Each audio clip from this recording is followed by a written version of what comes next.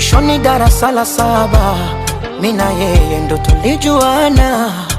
Sababu ya kukosa ada mikidato ikashindikana. Ndoto za udakitari kuisha, habari zikapeperuka, na yeye sekondari akamishwa mbali mkoani Arusha. Hisia na balehe zilikutana kati, mambo ya kupenda ujana maji ya moto. Moyongo hoja basi, nikaja kusikia yuko Gongo la Mboto, mara Chuo, Mtwara, Masasi. Nye wahenga waongo kwamba dunia ndogo, mbona sijui sasa ipo wapi? Namtafuta, bado namtafuta, mchumba wangu wa darasa la 7, ajue sikuchezea fursa, ni wazazi walikosa ada.